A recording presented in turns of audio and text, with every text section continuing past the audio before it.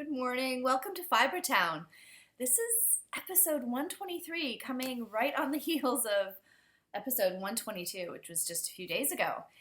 But I woke up this morning, and I'll say who I am in a sec, but I woke up this morning and I just wanted to share. I had a really fantastic weekend and I want to talk all about it. I have zero show notes.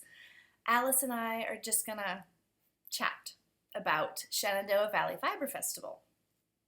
She didn't go. She wished, the word go is one of her trigger words. Sorry, baby. My name is Emily. I'm Chain of Fools on Ravelry and Fibertown with an R-E on Instagram. And I'm here, I'm wearing my breezy cardigan out of Old Miza lace yarn and my foxy sailor tee. And yes, I see you down there. And we're just gonna chat about the festival and show off the things we got, because I just want to put everything away and get it in my stash, and I gotta show you guys first. So, it's an unusual episode. I don't think do I have introductions to do? Alice, do we have any new folks? I think we do. I think we have somebody new in the Ravelry group, and I'm usually much more organized than this, sorta, kinda. Stop it. Go away. Go away. I have notifications here. Okay, sorry.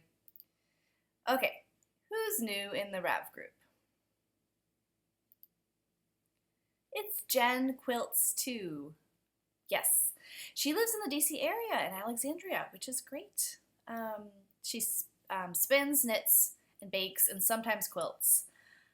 Excellent.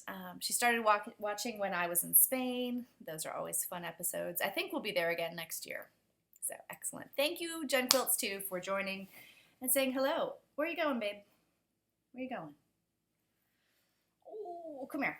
So on Saturday, I got up very early and I drove down one of my favorite country roads to Berryville, Virginia. My hair is crazy. I just dropped off the kiddo at the bus stop, and there's been no grooming, so. Anyway, Berryville, Virginia, it's about an hour from where I live, and I packed up all the wool and the wheel, and I packed up my Fleece and Fiber source book, because I wanted to get it autographed. And Deb Robeson kindly and graciously did so during our lunch break. And so, it's a wonderful festival, and the weather was a bit iffy, but it turned out to be great. Didn't really rain. I think there were a few sprinkles. Come on, where are you going? You want to get down? There were a few sprinkles on Saturday, but nothing to stop the festival. And the class was held in a tent. It was called Spinning Rare Breeds. And I have some new favorite breeds, and it was just super inspirational, and Deb is a gem of a teacher. All right, go. You want to get off? She's a gem of a teacher, full of experience and knowledge and stories and anecdotes, and I love people who can tell stories. A good storyteller is a treasure, and Deb is that, and she is an amazing resource, and I'm so glad I took the class. They have, if you take a class, you get into the festival for free, and they have golf carts that someone will come and get you if you have this little flag that they give you at the gate. Someone will come and get you with all your stuff and take you to the class tent. So that was really nicely organized. I got to sit next to Marianne, middle-aged Pearl, and sort of talk to her during the whole day and laugh, and so it was really nice. She's super nice, and I met a whole bunch of other people, some folks who live in my area that I didn't know. I sat on my other side was Carlin, who is the captain of the Tour de Fleece team for the Trindle people, and she was spinning on a Trindle pretty much the whole time. She did all of her sample spinning, the beautiful little Trindle with hematite beads. And I saw some other folks that I knew in that class as well. So excellent time. And I want to show you the breeds we spun. I checked in. Marlisha and Talia of the Pen, Hook, and Needle podcast were there. And they were volunteering, and it was great to see them. And Marlisha, I might as well show you this now. Marlisha gave me this, a cone of weaving wool. It could be knit as well. It's in the 2/8 version. Gorgeous little ice blue. So that will be very, very handy for weaving. Thank you, Marlisha. Okay, so the spinning, let's see. I have here in my pile of stuff, yes, here it is. Here are the breeds we spun. All right, Shetland, Wensleydale, which I had spun early in my spinning career and hated. And it was one of my 2 favorites this time around. Outstanding. Border Leicester, which I had spun, Clun Forest, which I had spun, Hog Island, which I had spun. But she had samples of all of these that were really gorgeous and primo. Jacob, American Jacob. The British Jacob is very different. It's more of a meat sheep, and it's much bigger. I had spun American Jacob, a lot of it, a whole fleece. Leicester Longwool, which I had spun with Beth Smith. Rommeldale CVM, which I had not spun before. And North Ronaldsay, which was super special, and it was my other favorite of the class. So my 2 favorites were the Wensleydale. Oh no, I think I forgot to bring the samples. Okay, I'm going to have to run off and get them. Wensleydale and North Ronaldsay. And I had heard about North Ronaldsay from Swansty of the Fiber Trek podcast, and this is just, my hair is there. Maybe that'll be better. It was delightful. And Deb she encouraged trades. So at the end of the class, I was like, if anyone wants to trade me Wensleydale or North Ronaldsay for anything, I'm come and see me. And once that was done, Deb said, which ones did you want again? And she gave me like the remainder of her Wensleydale and North Ronaldsay. So, okay. Let's see. I'm going to pause this. Well, I'll be right back. Okie doke. So, these are my samples from the class. I don't have every breed on here for some reason. Okay. So let's see what I have first. All right, this is the Wensleydale, and this white is not Wensleydale. It is, it's Marianne's fleece she bought that day. And I said, can I have some of the locks? I think it was a Suffolk. Isn't that pretty? This is in the grease. It's raw, raw, raw. And I did also buy a fleece, which I shall show you. Let me show you this gorgeous, gorgeous long wool. What did I say about the Wensleydale? Okay. This was my sample of the Wensleydale.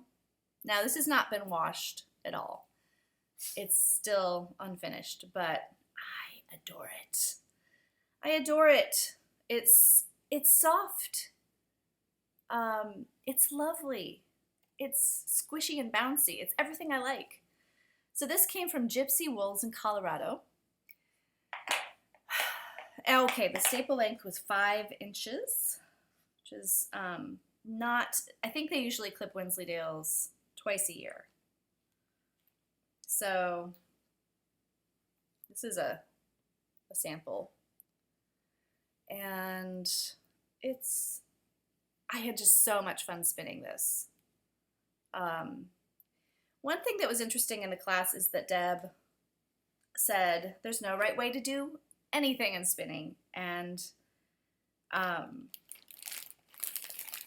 she said if something's not working for you, doing it, if you're supposed to comb a long wool and you're not getting a yarn you like, try carding it. I was like, carding a long wool? She carded the Wensleydale just because it was possible. She carded the Leicester long wool, which is a 7-inch staple, And she said, if you're getting yarn you like, you're doing it right, which has been kind of how I do things and my philosophy as well. I love to comb wools and then spin them woolen, for example. I wouldn't say spin them woolen, spin them long draw. So my Wensleydale was lovely. What's on the other side? Okay, this is my Border Leicester, which is, it was nice. It wasn't my favorite. I've spun it before. Then I had my American Jacob, with which I am quite familiar. This spun super thin. And this is my Clun Forest. I have carded woolen spun and combed. Super, it's a down breed and they're very good for socks. I know I've heard Joanna Spring say that before, but it just reminded me. I think she said there are 6 down breeds. Clun Forest is one of them.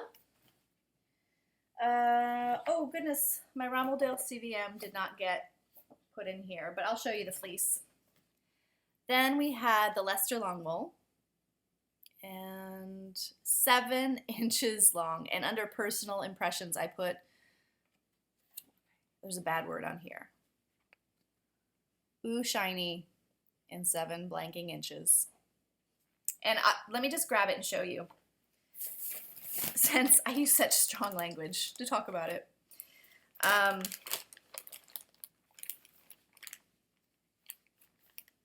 see.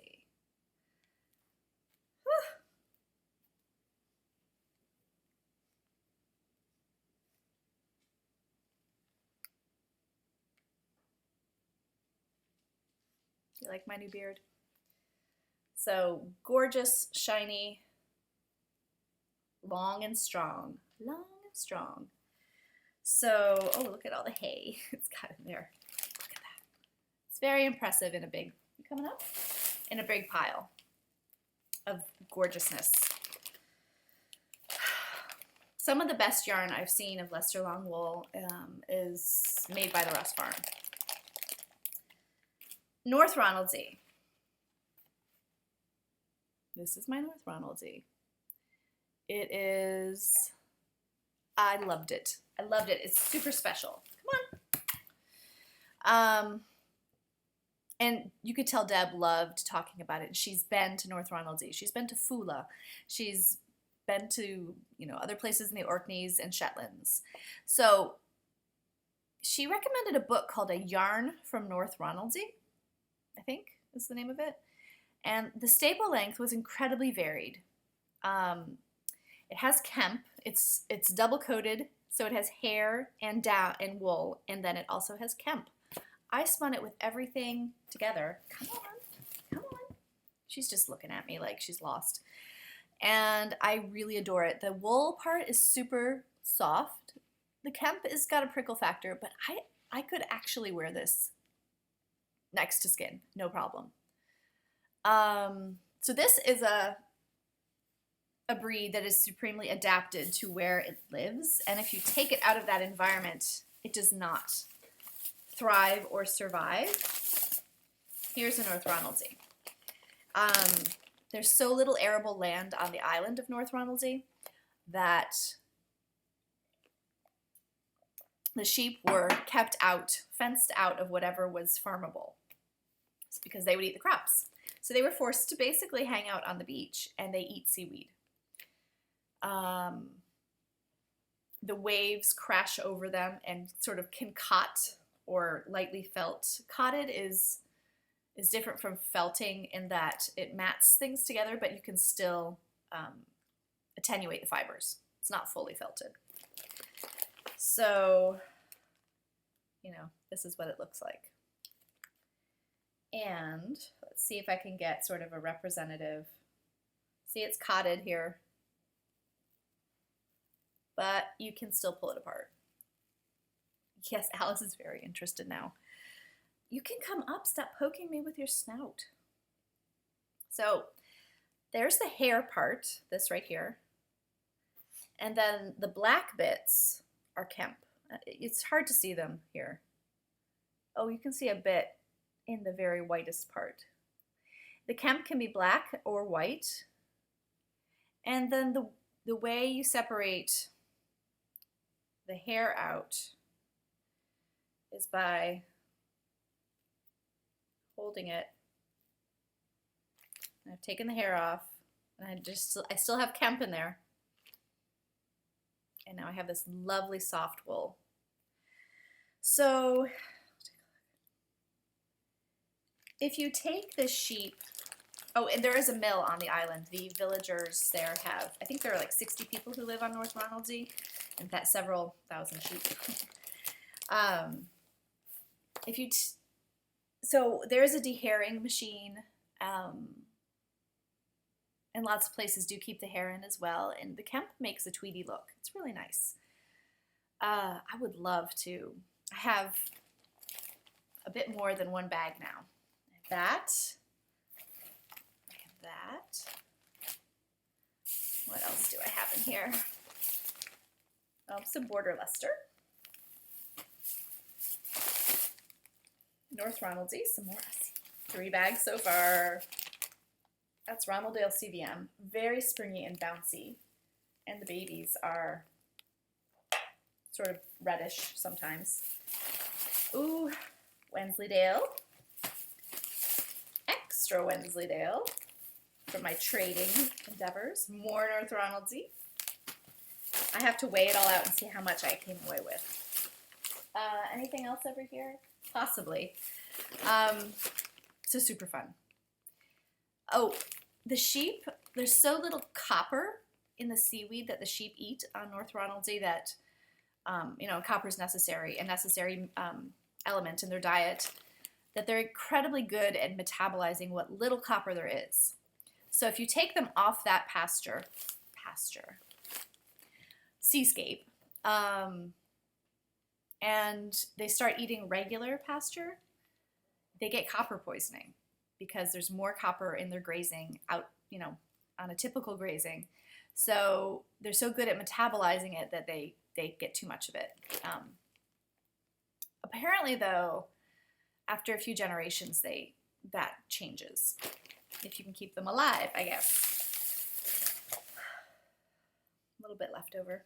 So that was super fun, and I would highly recommend her class. And Deb did say something interesting, which is that she is 67 and she's going to start traveling less. And she and a lot of the people who are passionate about this are of her generation, and that there needs to be sort of a new guard. Oh, Alice. She looks so forlorn. Wish you would come and sit with me again. Anyway, highly recommend taking a class with her. Very gracious person, very knowledgeable, excellent use of my time and resources. So, let's see. When I arrived, I dropped off my stuff at the class tent and went straight to the Fleece show. It wasn't open. It wouldn't be open for another hour and a half, but I found something that I had to have. And I craftily hid it in a different section of the Fleece show under a bunch of big fleeces because I really wanted it. You may know that I've had my eye on Gotland fleeces for some time now. It's been on my radar for about 1.5 years, 2 years. And I saw one last year at Rhinebeck, a Gotland lamb. The fleece was over $300. I think it was like $375. So, not happening. It was beautiful. It was silvery gray, and I loved it. But no. Then this spring at Maryland, I saw several Gotland fleeces. One was spoiled.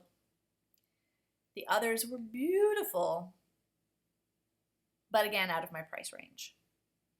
But significantly less pricey than the Rhinebeck one. And,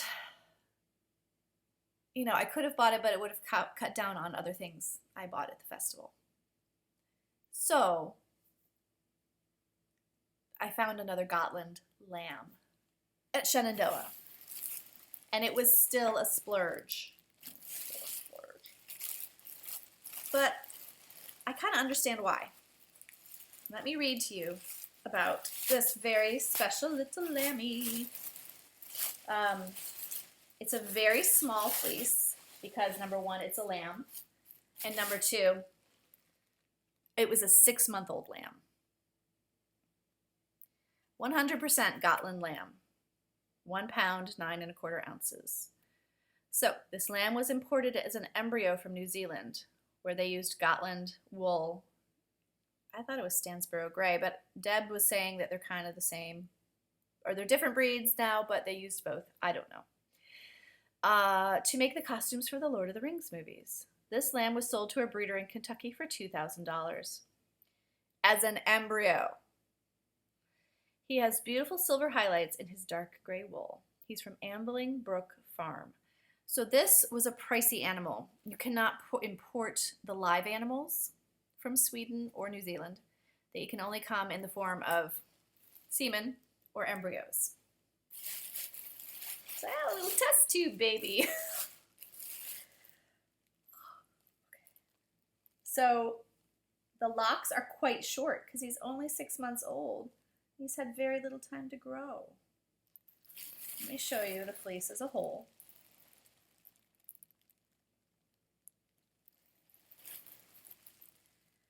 Oh my goodness, I'm in love. Look at these curly little bits. I'm trying to find a nice little sweet one to show you. It's going to be a challenge to process.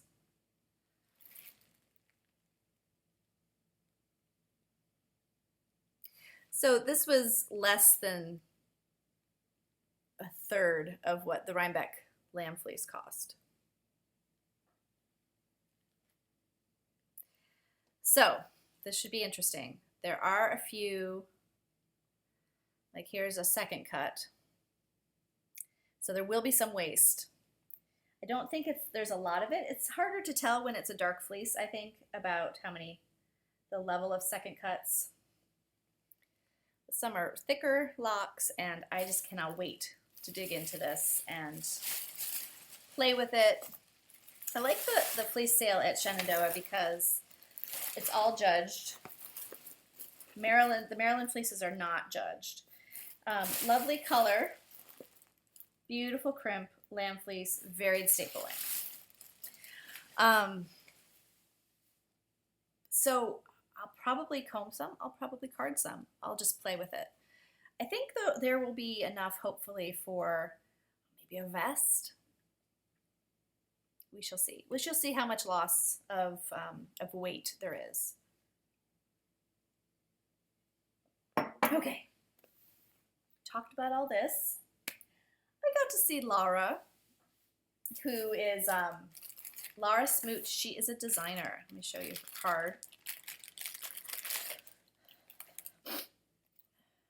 Sock knitting Laura Smoot. There's her info. Ravelry and Etsy, sock knitting Laura at blogspot.com. I got a cute little stitch marker with her logo. And a skein of very colorful yarnings, which is super bouncy and super nice. This will go in my blanket. And some M&Ms, which are in my belly. She gave me some fiber she wasn't going to spin, and it came in this, and I'm super chuffed about it. You can tell I've been watching the Great British Bake Off. This is Hog Island. Isn't that nice? And this down here is Southdown. I'm excited for that too. I think she said it was Baby Doll Southdown. I hope I have that right. I hope it was the Hog Island on top. I don't know. Laura, correct me if I'm wrong, but thank you for all of this and this gorgeous little tote.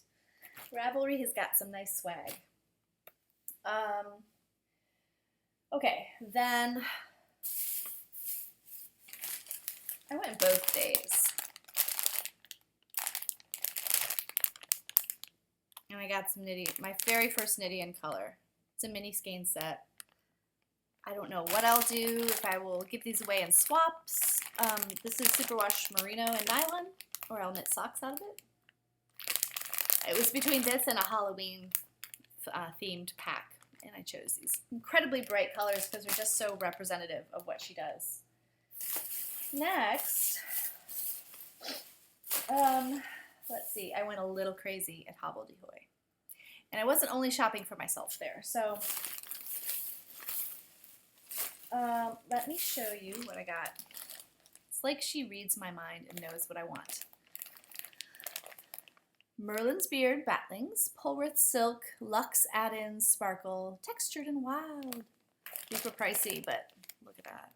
Super fun to spin, and they're 4 ounces, actually.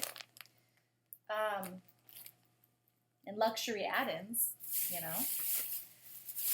Oh, I also got a bunch of samples of Power Scour, which I'll use on my 2 current dirty fleeces. And Deb said something interesting about Power Scour. She said that she had used Dawn for years, which is what I've been using. And then when she tried Power Scour, she went back and washed old fleeces with it after washing her first fleece with it because it was so dramatically different and better. So I got some samples. I'll see if I agree with her. Okay. Hobbledehoy also had these sort of literary genre batlings. I got 2 of magical realism.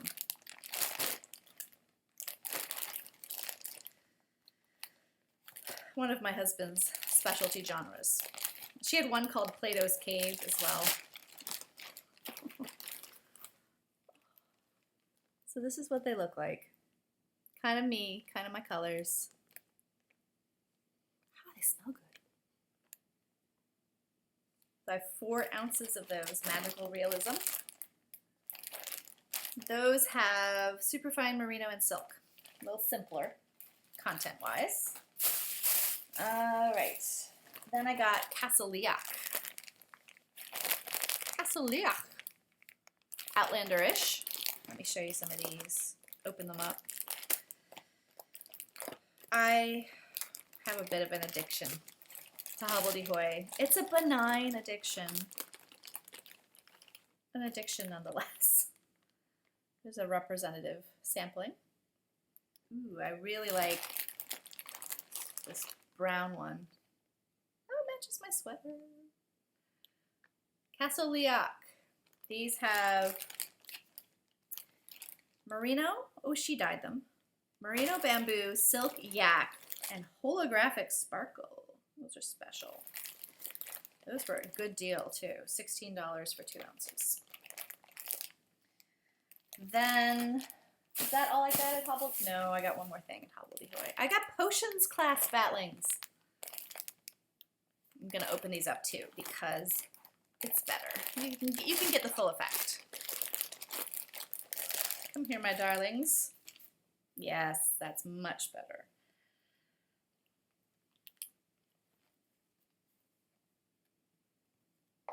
Oh my gosh, I'm seeing one that's just blowing my mind right now.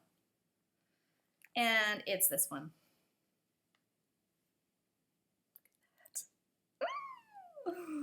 What do these have in them? They have merino, soy silk, bamboo, and sparkle.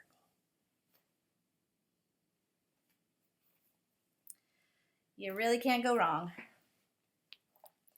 And there was a lot more that I didn't get that I really liked. But I did some personal shopping. I hope she doesn't mind if I'm going to show it. I won't say who it's for. Because I wanted to show off Dystopia. I'm just going to take one out. I'll be very careful. These are not for me.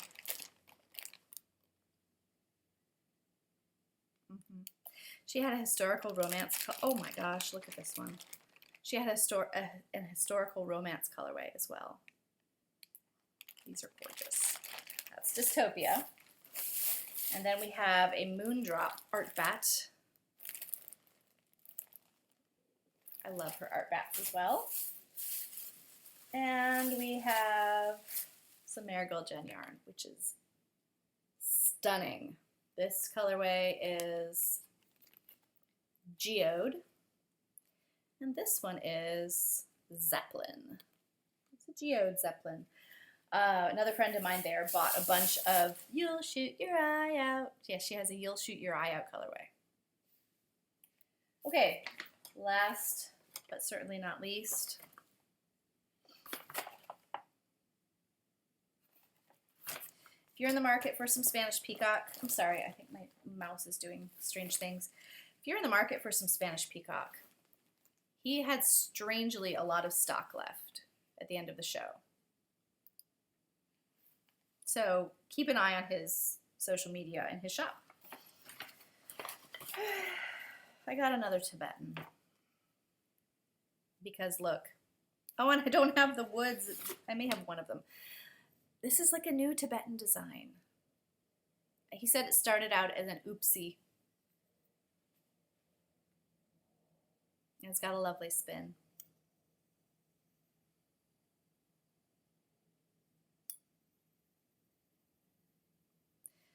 I love his supporteds. Now, let me see if I have the, no, I think this was holly, and I don't remember the other wood, but I got a second one. I used my commission knitting funds for it.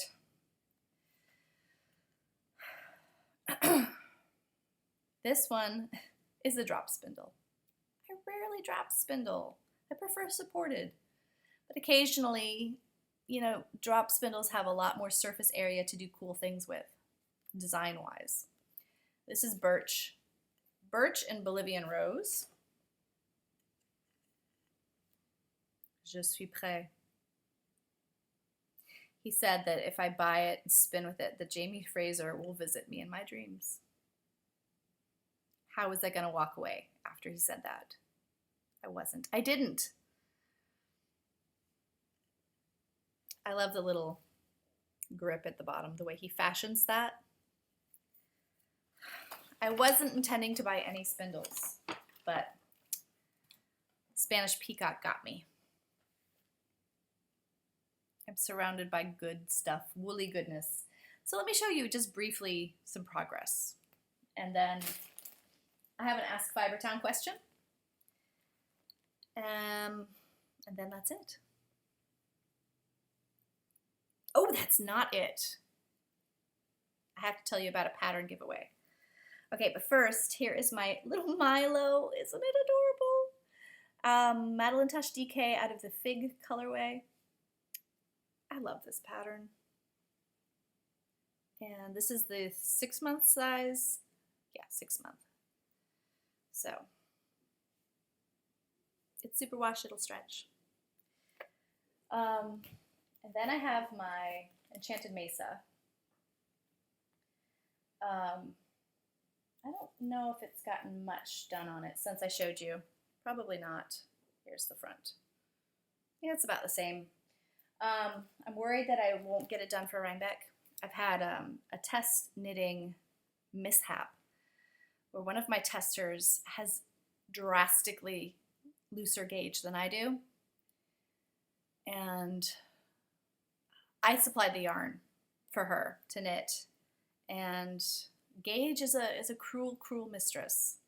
It's just not working out. She has to use tiny needles, whereas I was using 6s, she was using 3s, and it was still so that she could get a tight enough fabric, otherwise it was super loose. It's just not a good match. I think you really have to have testers that have similar gauge to you. Otherwise, what are you going to do? Take an average? Can't do that. So I may have to knit this one, which will be my 3rd shawl that I've knit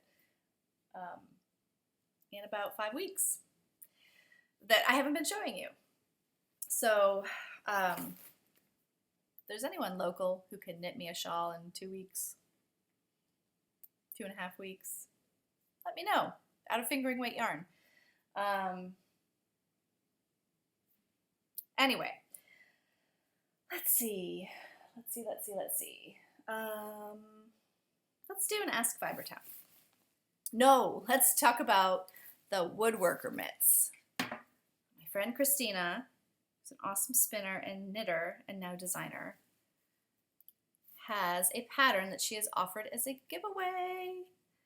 I'm pulling up a picture on the Ravelry so I can show you all. I will open a thread in the Ravelry group.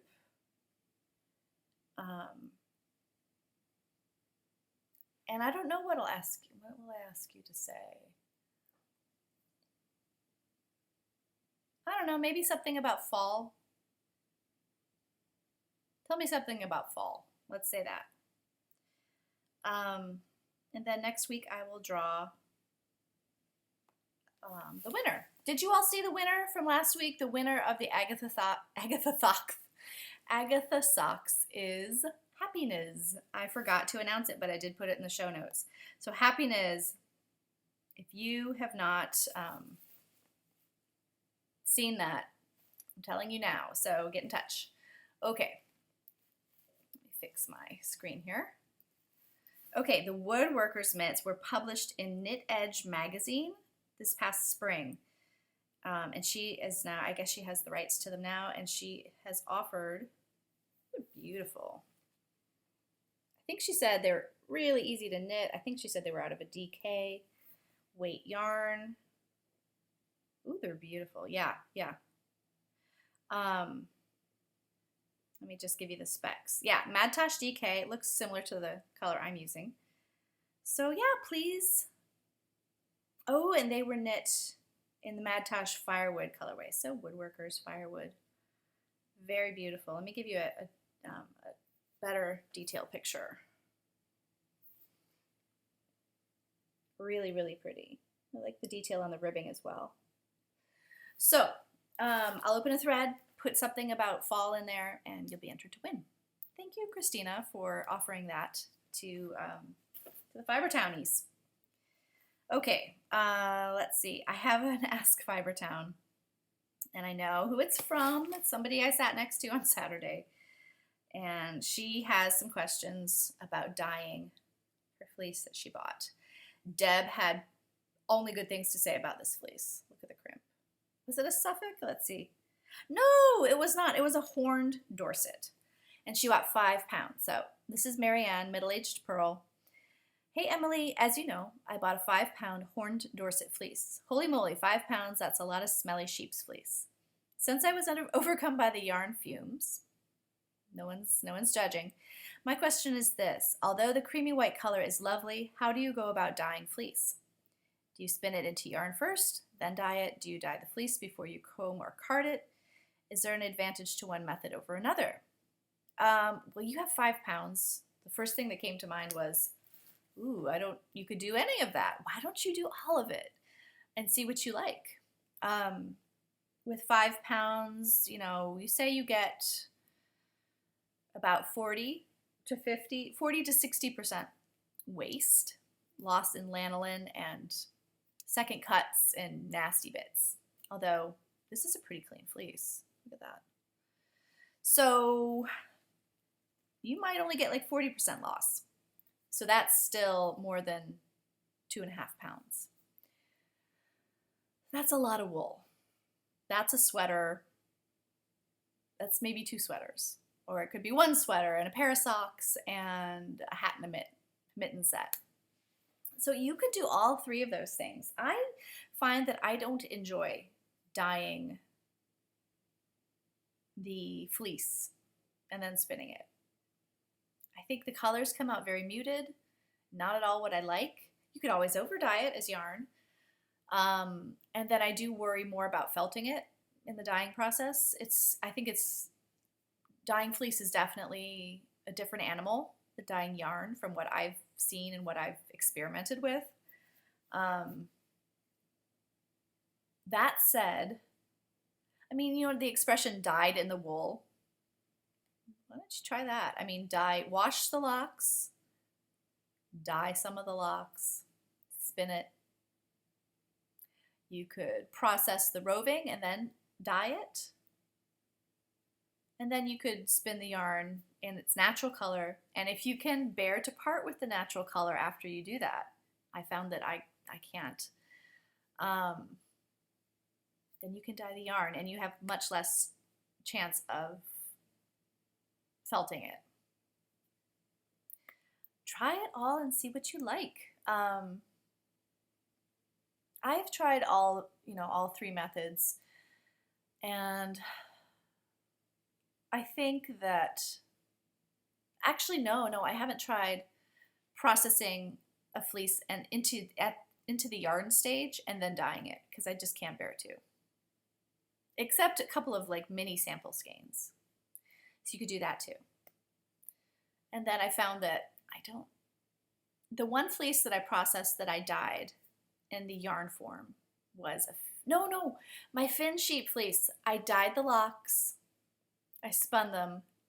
I didn't like the color. I ended up with, so I over dyed it and didn't like the color that I ended up with then. And it's still sitting on the shelf. I have a sweater's worth of fin. Some of it is in this bit of weaving I did. It's such a funny bit of weaving. It's this color right here. It's like, it looks great in the tartan, but did I tell you guys what's in here? I bet I did a long time ago. The white is Clun Forest. The brown is Jacob. This bluey is my fin. It's like a slate blue.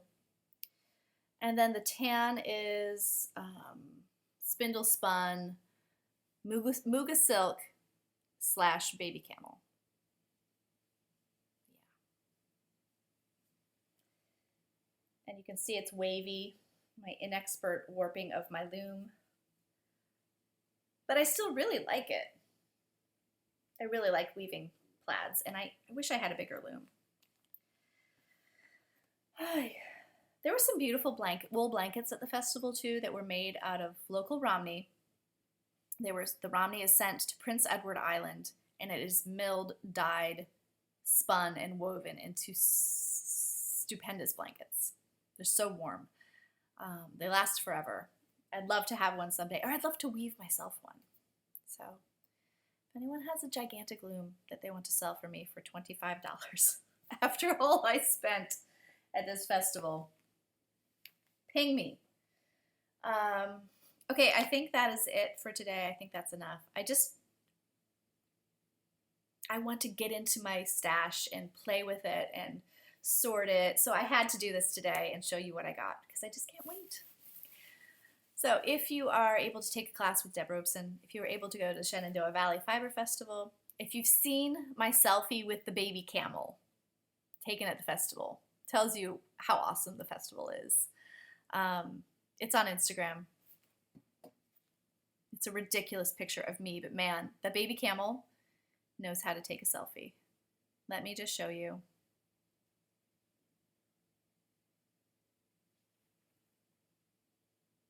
His name is Humphrey.